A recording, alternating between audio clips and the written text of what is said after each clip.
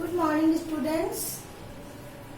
Today we will study our new chapter, structure of atoms.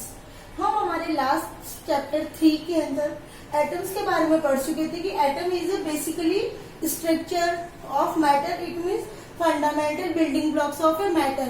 किसी भी matter को बनाने के लिए उसका जो फंडामेंटल यूनिट्स है वो एटम कहलाता है.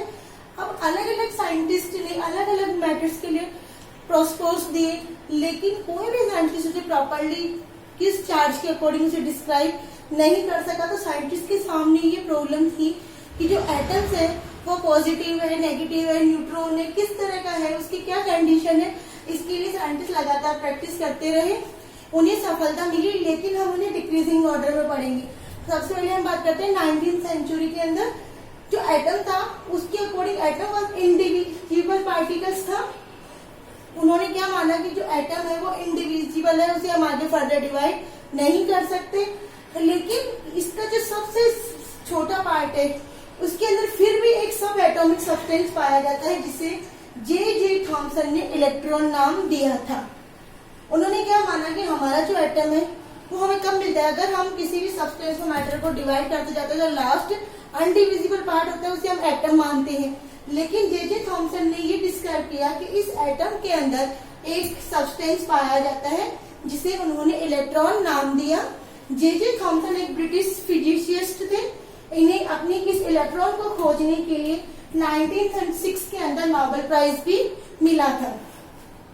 अब हम बात करें 1886 के अंदर ई गोल्डस्टीन, इन्होंने क्या किया, इसी मैटर्स को सोल्व आउट करने के लिए एक ट्यूब लाइक स्ट्रक्चर ली, उसके अंदर उन्होंने गैस पास की. उस गैस को पास करने से, ट्यूब लाइक स्ट्रक्चर को गैस को पास करने से ये जो गैस निकली वो डिस्चार्ज कैनाल रेस के रूप में, यानी वो एक वितरित रूप में फैलती गई.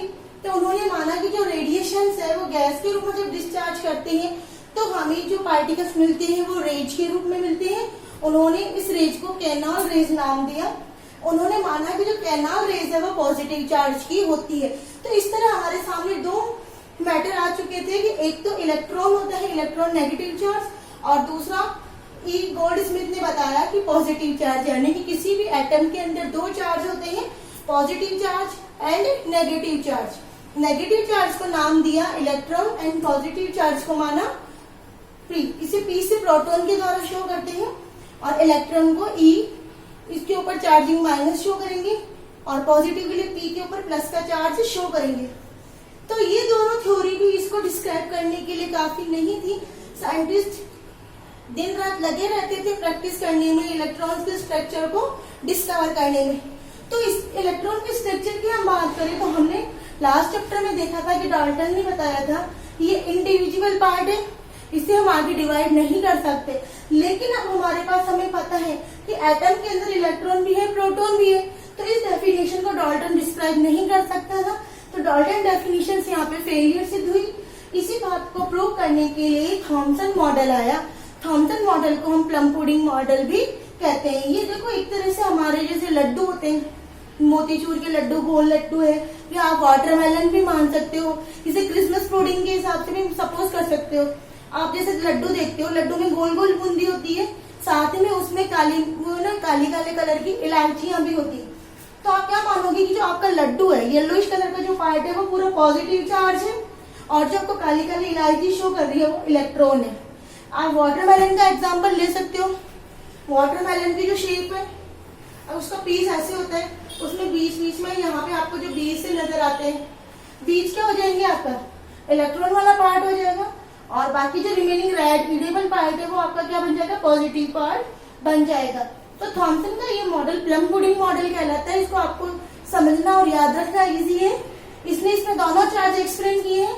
जो बड़ा वाला पार्ट है वो आपका पॉजिटिव चार्ज है, और इसके बीच में छोटे छोटे जो कण मिलते हैं वो इलेक्ट्रॉन होते हैं, वो एनीवेयर फैले हुए रहते हैं.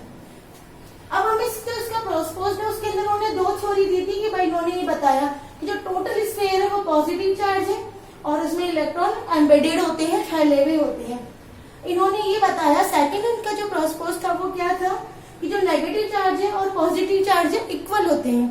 उन्होंने ये बताया कि जितना इलेक्ट्रॉन है उतना ही उसके अंदर प्रोटॉन होगा. तो इलेक्ट्रॉन और प्रोटॉन जब दोनों इक्वल हो जाएगा तो वो न्यूट्रल बन जाएगा. तो थर्ड उन्होंने ये बात रखी कि इनका जो चार्ज है इलेक्ट्रॉन और प्रोटॉन इक्वल होने से ये न्यूट्रल बन जाएगा।